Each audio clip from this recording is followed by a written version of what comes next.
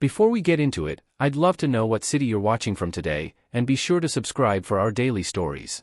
Okay, let's head to that shoe store. The end of the month always had a specific metallic taste in the back of my throat, the taste of fear. It was the taste of the bright red final notice envelope from the electric company sitting on my small kitchen table, and the knowledge that I was still $200 short on rent. For the past year, since my wife had passed, my life as a single father had been a constant, grinding, and deeply lonely battle against a rising tide of bills. I worked 2 jobs, a warehouse loader by day, a janitor by night, and still, it was never enough. My greatest and most constant fear was not for myself, but for my son, Jack. He was a good, sweet, and resilient 8-year-old boy, and he deserved a world I felt I could no longer provide for him. On this particular afternoon, that feeling of failure was a heavy, bitter stone in my gut. I had just come from the hospital where I had paid for Jack's asthma medication, a necessary expense that had wiped out the last of my meager savings. I was walking home with him from the grocery store, a single, sad-looking plastic bag in my hand containing a box of pasta and a jar of sauce, our meals for the next 3 days. The $50 bill in my wallet was all I had left to my name until my next paycheck.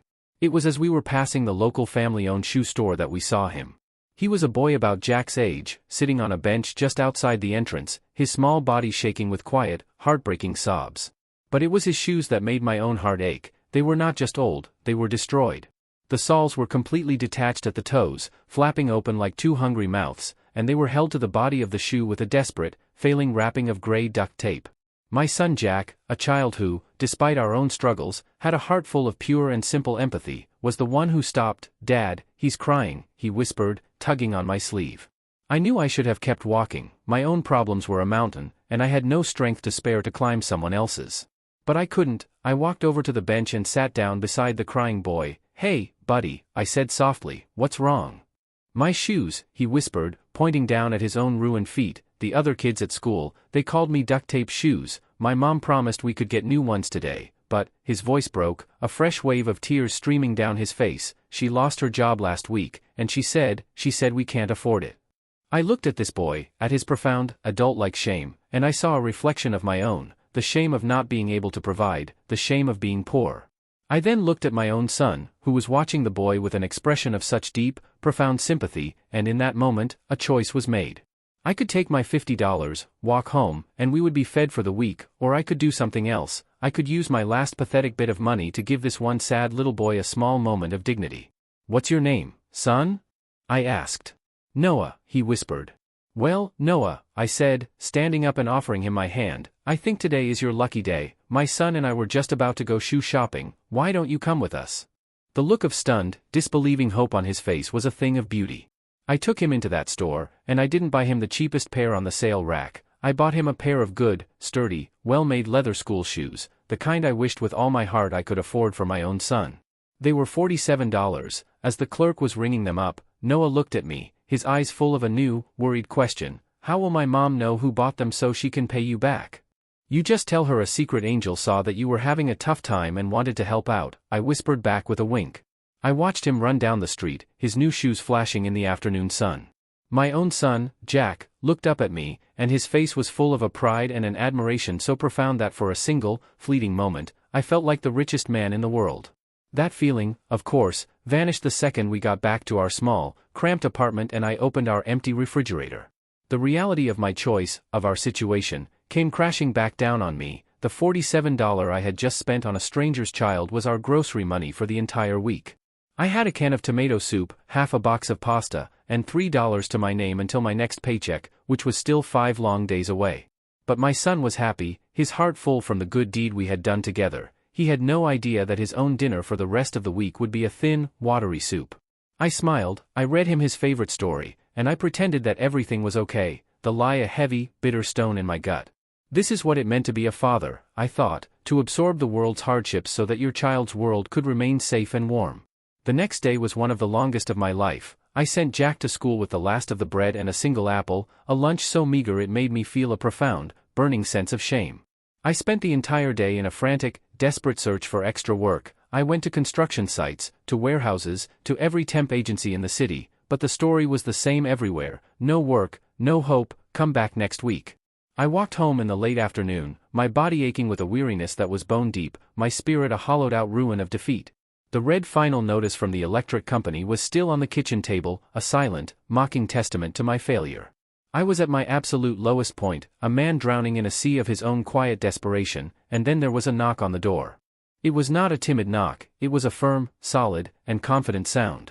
My heart plummeted. It had to be the landlord, Mr. Thompson, a man whose patience had been wearing thin for months. I braced myself for the humiliation, for the inevitable eviction notice, for the final crushing blow. I took a deep, steadying breath, pasted a neutral, defeated expression on my face, and I opened the door, but the man standing in the hallway was not my landlord. He was a stranger, a man about my own age, dressed in the simple, clean work clothes of a handyman or a construction worker. His face was kind but tired, etched with the lines of his own struggles, and in his hands he was holding a large, steaming, and absolutely incredible-smelling container of what looked like homemade beef stew. We just stood there for a long, awkward moment, two strangers on opposite sides of a doorway. "I'm sorry," I finally stammered, "I think you have the wrong apartment." The man looked down at a small, crumpled piece of paper in his other hand. "Are you Michael?" he asked. "Yes," I said, my confusion deepening. A slow, emotional, and deeply moving smile spread across his tired face. He looked at me, and his eyes, which were kind and brown, were shining with unshed tears. "Are you the angel man?" he asked, his voice a little shaky. I just stared at him, completely and utterly bewildered. "The what?" "My son, Noah," he began, his voice thick with an emotion I couldn't quite name. "He came home yesterday with new shoes. He told us a story about a kind man, an angel man, who had found him crying and had bought him the shoes he needed for school." He shook his head, a look of profound, wondrous disbelief on his face. "My wife, Sarah, and I, we didn't know what to think, but he described you, and he described your son. We went back to the shoe store this morning, the clerk remembered you, she told us where you lived." He then held out the warm container of food, a humble and yet magnificent offering. "My name is David, and my wife, she sent you dinner." I was speechless. I just stared at the container, at this stranger, at this impossible, beautiful, and completely unexpected act of grace. "I don't know what to say," I finally whispered. "You don't have to say anything," he said, his voice now a low, conspiratorial whisper. "We know what it's like. My wife, she just lost her job. I'm only working part-time, we're struggling too, but she said," he looked at me, a look of profound and deeply felt gratitude on his face, "that no man who showed that much kindness to our son when we could not, should ever have to go hungry." I took the container from him, its warmth spreading through my cold, trembling hands. I thought my act of kindness had been a secret, a single anonymous ripple in a vast, indifferent ocean. I had no idea it was about to come back to me as a tidal wave of its own. I had no idea that I was not just being given a meal, I was being given an invitation into a new and better kind of family. I stood in the doorway of my apartment, holding the still warm container of beef stew, a savory, life-affirming scent that was a world away from the stale, hopeless air I had been breathing just moments before. The man, David, stood in the hallway, his face full of a quiet, humble gratitude. In that moment, we were not a benefactor and a recipient, we were just two fathers, two struggling men, connected by an unlikely and beautiful act of grace. "I don't know what to say," I finally whispered. "Please come in. I was just about to make dinner for my son, but," I gave a small, sad laugh, gesturing to the box of pasta on my counter, "I have a feeling your wife's cooking is a little better than mine." He stepped inside, and we shared that first meal together. Our sons, Jack and Noah, who were shy and uncertain at first, were, by the end of the meal, chattering and laughing like they had been friends their entire lives, their bond forged over a shared love of dinosaurs and a mutual dislike of carrots. David and I talked. We spoke of our late wives, of the profound, crushing loneliness of single fatherhood. We spoke of our struggles, of the constant, grinding anxiety of trying to make ends meet in a world that felt like it had no room for error. It was the first truly honest conversation I had had with another man in over a year. When he left that night, he reiterated his wife's promise. "She meant it, you know," he said, his hand on the doorknob. "She'll be back tomorrow. We don't have much to give, Michael, but we have a kitchen, and we look after our own." And she did. The next evening, at precisely 6 o'clock, there was a knock on my door. It was his wife, Sarah, a woman with the same kind, tired eyes as her husband, and she was holding a large, steaming casserole dish of what smelled like heaven. And so began the new, strange, and beautiful rhythm of our lives. Every single evening, for the next 3 months, without fail, either David or Sarah would appear at my door, a warm, delicious, and life-saving meal in their hands. The food they brought was more than just sustenance, it was a daily, tangible reminder that I was not alone. And slowly, our two broken, struggling families began to knit themselves into something new, something whole. It was not a one-way street of charity, it became a beautiful, unspoken barter system of kindness and support. I discovered that David, a handyman by trade, was a genius at fixing things. He fixed my leaky faucet, he repaired Jack's broken bicycle, he patched the hole in my wall, all with a quiet, cheerful competence. In return, I found my own ways to contribute. I saw that his son, Noah, a bright but anxious boy, was struggling with his reading, and so 3 nights a week, our small living room would transform into a little schoolhouse where I would sit with both our boys, patiently helping them sound out the words in old, worn-out library books. Jack, who had always been a little lonely, now had a best friend, a brother. We were no longer two separate, struggling households. We were a team, a single, sprawling, and beautifully messy family, pooling our meager resources, our different skills, and our shared, fierce love for our children. We were, all of us, finally getting by. The turning point, the moment that our fragile, makeshift family was about to become something permanent, came on a Tuesday.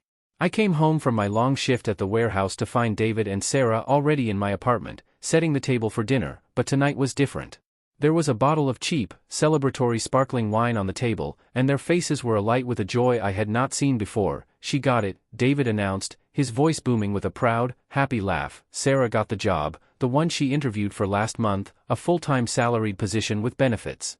A wave of pure, unadulterated happiness washed over me. Their struggle was over, but beneath the happiness was a small, selfish pang of sadness. I knew this meant the end of our arrangement, the end of the daily meals, the end of our strange, beautiful, and necessary codependency.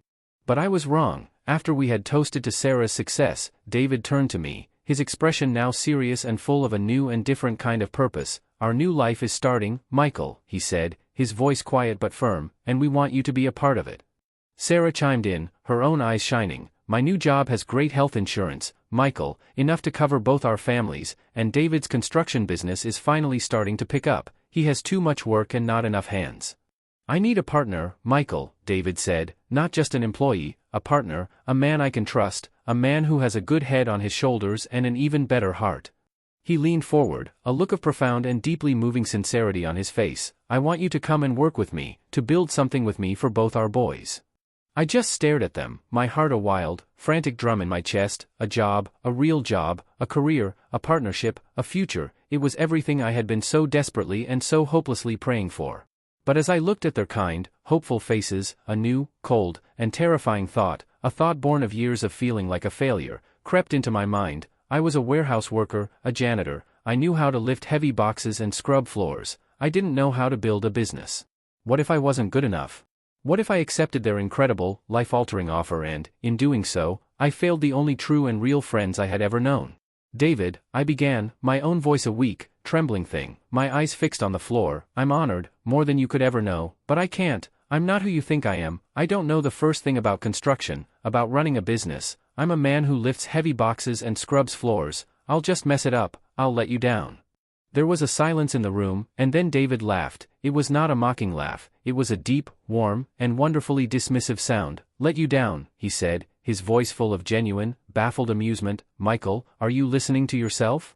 For the past year, you have been working 2 backbreaking, soul-crushing jobs. You have been raising a wonderful, kind, and brilliant son all by yourself. You have faced every single hard day with a quiet, unshakable dignity, and just a few months ago, when you had absolutely nothing, you used your last few dollars to buy a pair of shoes for a complete stranger's child out of the pure and simple goodness of your own heart."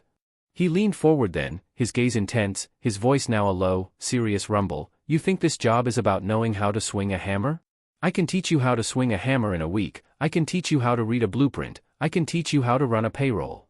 He shook his head. "But I cannot teach character, my friend. I cannot teach integrity. I cannot teach a man how to be a decent, honorable human being. You," he said, his voice full of a faith in me that I had never had in myself, "already have all the hard parts figured out. I'm not just offering you a job, Michael, I am betting on you. I am betting on your character."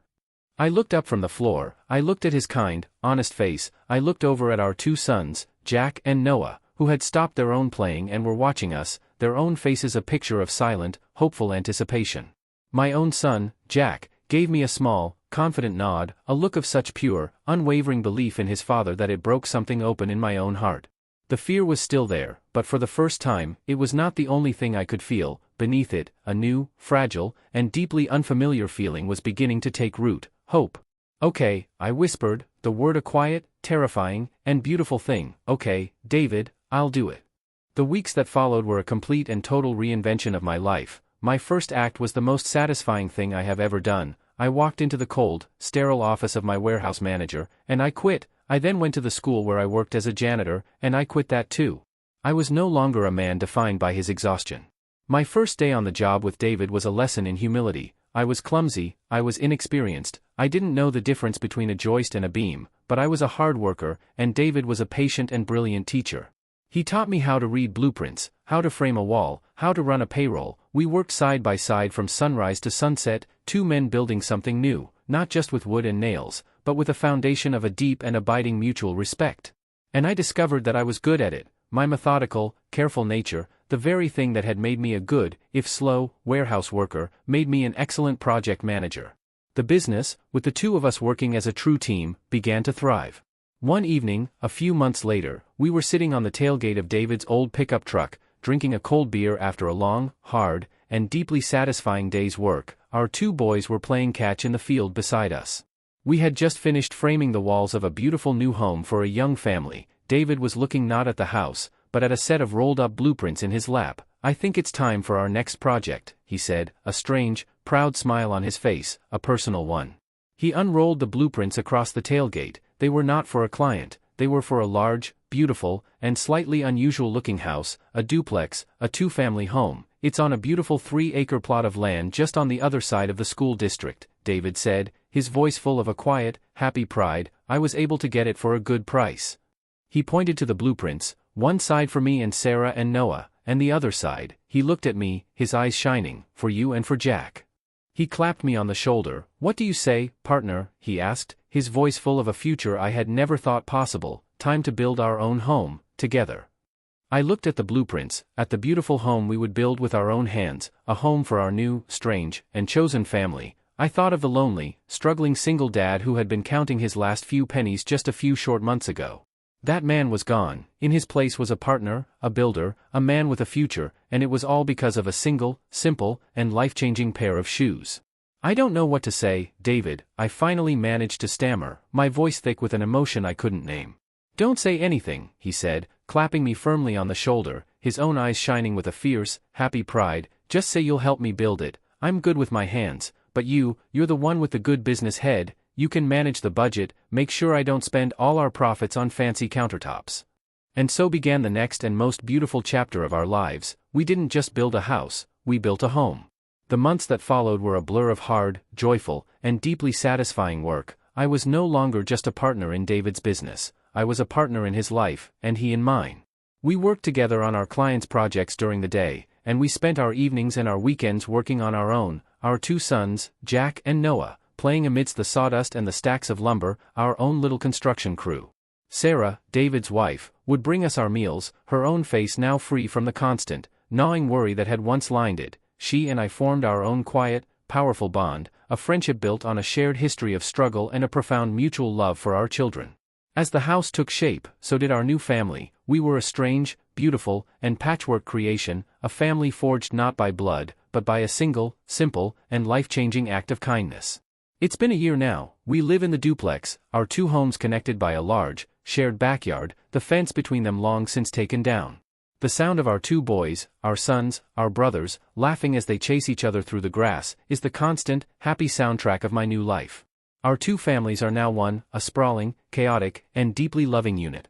I am no longer a warehouse worker, I am a business owner, a partner, a builder, a father who can provide a safe and beautiful home for his son. Last night, we were all having a barbecue in our shared backyard to celebrate the one-year anniversary of our construction company. As I stood by the grill, a cold beer in my hand, watching my son Jack and his best friend Noah trying to teach David how to play a new video game, I thought about the man I had been a year ago, the lonely, struggling, and desperate single dad who had been counting his last few pennies, terrified of the future. I had thought on that long ago afternoon that I was just buying a pair of shoes for a stranger's child. I had no idea in that small, simple act of compassion that I was actually laying the foundation for my own and our own beautiful new home. An absolutely beautiful and heartwarming story about how two struggling families can come together to build something strong, what a powerful testament to community and kindness. Let us know what you think of this incredible story in the comments below. If you were moved by this story of a new beginning, please show your support by hitting that like button and be sure to subscribe for more uplifting and satisfying stories. Don't forget to click the notification bell so you never miss an upload. Thanks for watching, and we'll see you in the next one.